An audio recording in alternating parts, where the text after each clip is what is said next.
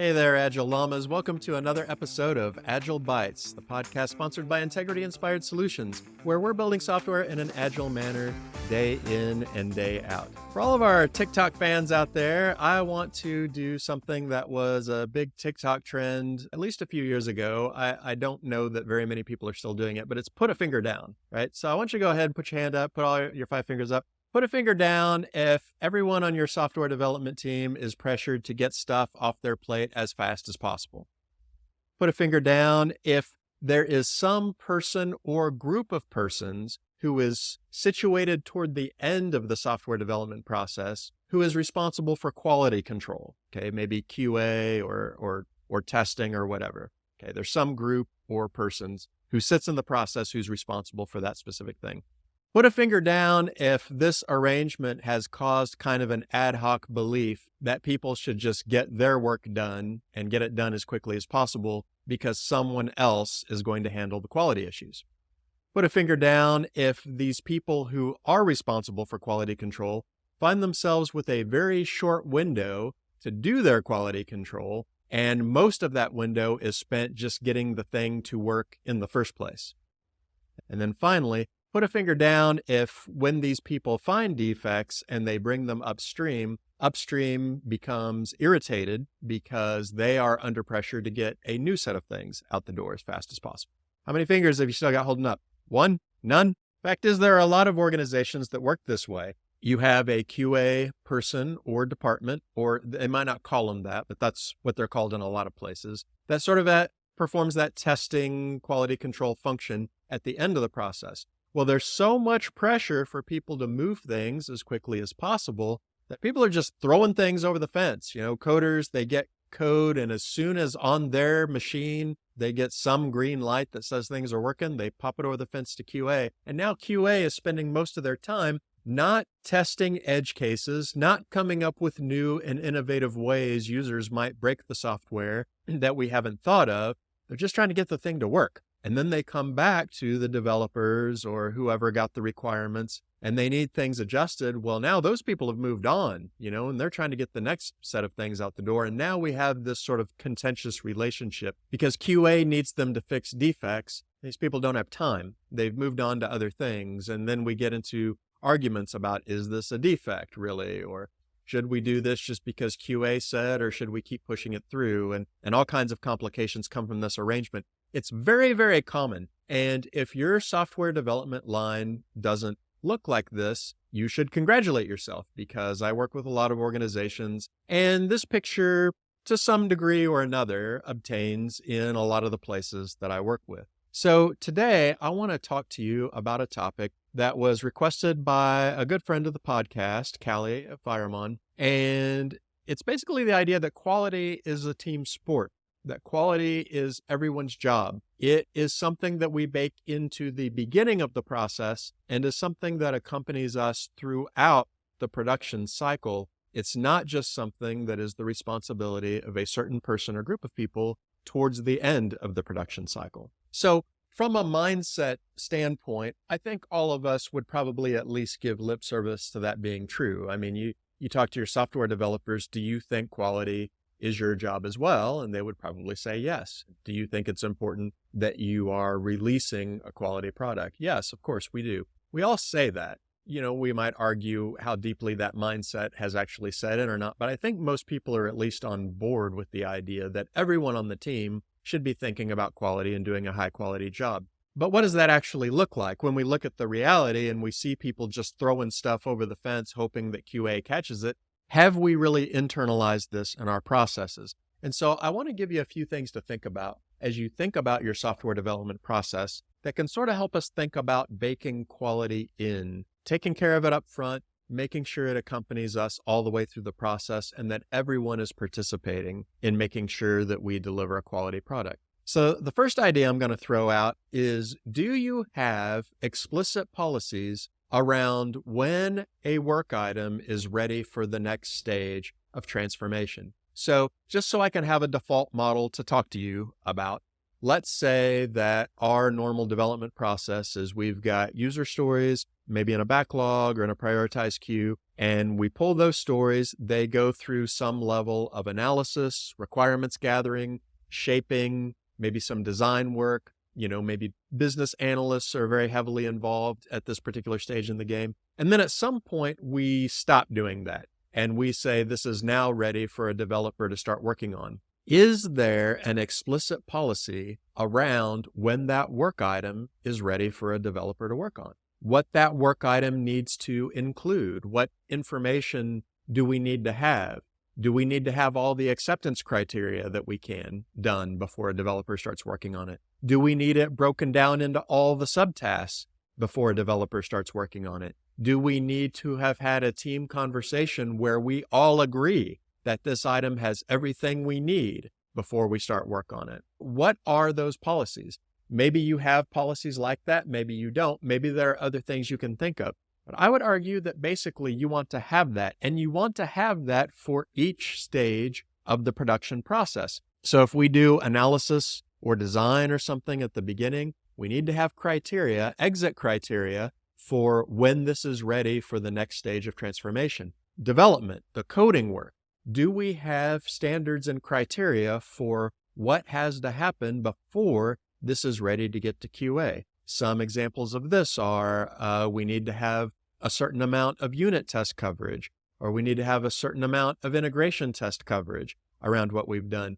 We should have a test around each acceptance criteria that's passing. You might have criteria like that as the exit criteria for development. How do we know that QA is done? How do we know that something is ready to deploy? The thing is, in a lot of organizations, this knowledge exists. It's just implicit. And because it's implicit, everyone kind of has slightly different ideas about what it is. And everyone has slightly different ideas about how okay it is not to do those things, because it's all implicit.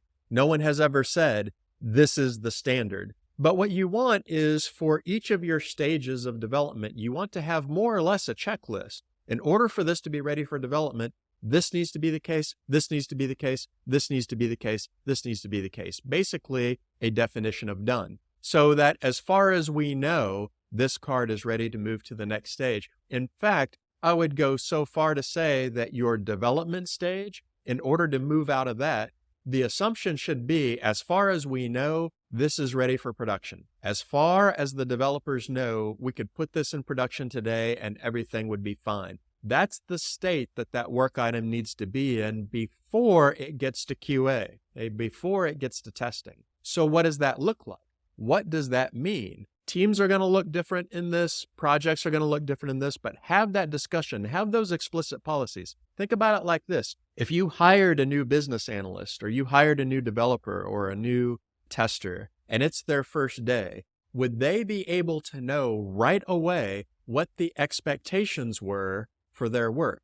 Would they know right away that whatever I'm doing, these criteria have to be met in order to make this available downstream? If there's not a good way for them to know that, write it, create it. Doesn't mean you can't revise it as time goes on. Doesn't mean everyone shouldn't have a voice in it. Have at it. But everybody needs that. You need to have those explicit policies. When is this card ready to move downstream? The second idea I want to throw your way is to let the standard drive your activity as opposed to letting your activity define the standard. So this starts very early on, right? When we are using something like user stories or whatever you use for your work items, a lot of times what we define are acceptance criteria. What are the things that have to be true in order for this business capability to be said to be delivered? Well, let's define those first, right? Let's define those before we start working. Let's not build what we think this feature is and then define the acceptance criteria for it, right? That would be weird.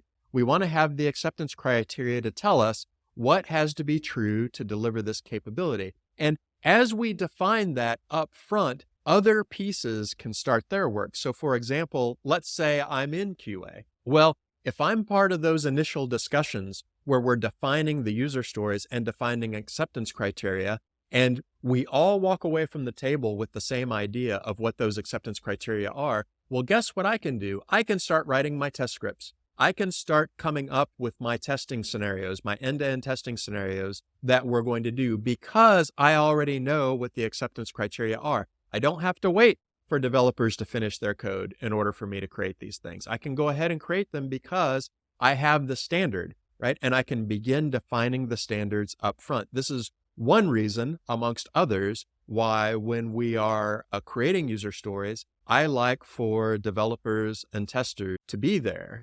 Their voice needs to be there, not just the users and whoever's capturing the stories, like a business analyst or something like that. I like to create that shared understanding so that when it's time to pull that card, QA has something to do right away. They have something to do in the analysis stage, right? They have something to do in the requirements gathering phase.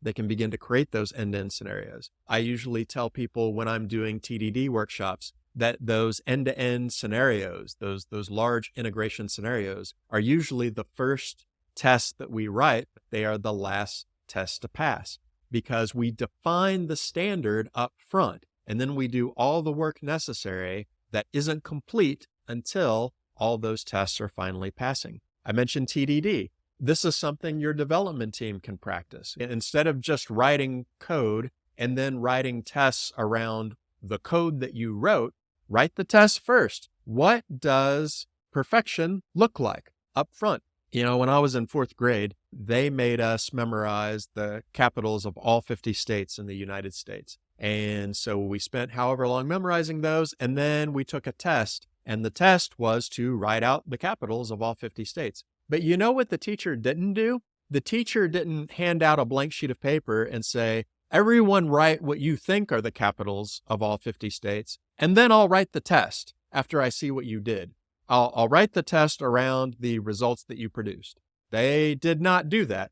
No, actually, the standard existed first. 50 states have capitals. You're going to have to know what they are. And that drove our work out for that week. And it also constrained the results that we produced at the end. Well, that's one of many helpful functions that TDD does for your code. If you define the tests up first, you know what you got to write to make the test pass. The tests define in an automated way your understanding of how the code is supposed to behave. And so let's come up with those standards first. But whatever it looks like in particular practice, I don't know, some of you may do automated end-to-end testing, some of you might not, some of you may do TDD, some of you might not. The principle is the main thing that's important here, is that you create the quality standard up front, and then you drive your work around that quality standard. You don't just type out a bunch of stuff or write out a bunch of requirements and throw it over the fence, right? We want to know what perfection looks like, or what the goal looks like. Perfection's probably too strong a word. We're never going to do that.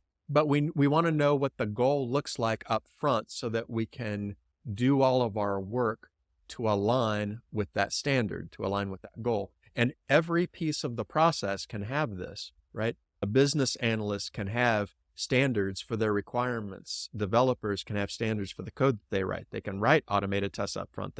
You can write integrated end-to-end tests up front. They're not going to pass because you haven't written the stuff yet, but they give you that standard to shoot for. When you watch an archery competition, people don't just start shooting arrows and then somebody runs out there and paints a bullseye around where the arrows land. They set up the target first, and then you have to hit the target. It makes a lot of common sense, but we don't do it, right? So when you think about your team's production, this is a big way to make quality part of everyone's job in practice. I am a coder. That's the part of the life cycle I usually find myself occupying when I'm doing project work. And so I want to write my tests first, and I want my test to pass. And when I tell QA that a card is ready for them to test, as far as I'm concerned, that card is bulletproof. Okay? QA should be catching things that I did not think of. And because I've created tests around all the behaviors I need, and those are derived from the acceptance criteria that I've seen on the card, they should be catching things that nobody thought of, right? They should be spending all their time doing out-of-the-box crazy stuff. They should not be spending days just trying to get my code to even work. And so defining the standard up front, writing those tests up front, everybody participating in that process is a good way to build quality in early and to have everybody participate in it. Now, having said that, before I close with, and those are just a couple of ideas, right? There's many more things that could be said about this topic. These are just things that everyone can do relatively easily just to get you going. But I want to close by saying, don't confuse high quality with getting it right, because this is a trap that we can easily fall into. Let me give you an example. Let's say that we build a feature for a client. We deliver it to the client sees that feature, and they say, oh, now that I've seen this, I realized that I forgot X, Y, and Z, or, I don't really like the way the UX turned out on this. I would really like it changed in this way, or you put this under this tab, but now that I see it, I'd really like it under this other tab. Those are not quality problems, or they are likely not quality problems. Software development is an evolutionary activity.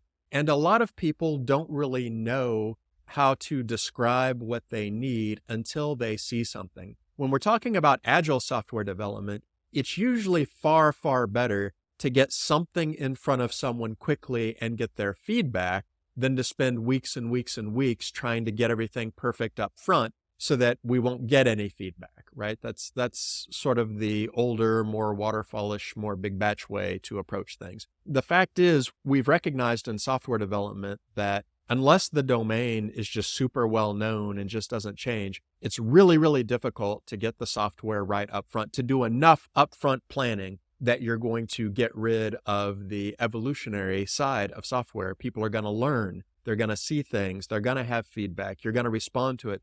The market is going to respond if you're putting your software out on the open market, and that's going to shape the direction that you go, or it should, right? So leave room for that, okay? Building high quality just means that whatever you produce, it's a high quality product. It doesn't mean that you built the right thing. It doesn't mean that there aren't gaps. It doesn't mean that you're not going to get feedback that you will then have to go back and maybe rework some of the things that you did. What we are trying to do is we are trying to prevent rework that comes from your stuff just not being very good, okay? Because the time that we spend up front minimizing that kind of rework is vastly going to outweigh all the time and frustration we're going to have on the back end when we have to fix all that stuff. But at the same time, you want to leave room for evolution. You want to leave room for learning. You want to leave room for adaptation, because you are going to have to do some rework in an agile project. It's just the rework isn't going to be because you put out something terrible. The rework is going to be because we're learning, and our clients are learning, our users are learning, and we are learning, and the market is adapting, and we are adapting, and we are coming up with new things, and people will come up with things they've never come up before. That's not a quality issue. That's just the nature of software development. So leave room for that. Don't try to quality practice your way out of that happening. You're always going to need to go back and rework things because of the evolution of software. Let's just make sure that the time we spend doing that isn't because we put out a low quality product with defects that we could have prevented if we had just made it a higher value in the beginning. Thanks everyone for listening to Agile Bites. Agile does sometimes bite, but we don't think it always has to. If you enjoyed what you heard today, don't forget to like and subscribe to this podcast on whatever platform you happen to be using. And if you can, leave us a comment, because we'd love to hear your feedback. What things would you like to hear about? What things did you hear that were valuable to you today? You can also head over to integrityinspired.com to sign up to our email list. But that's all for today, folks. We'll see you next time.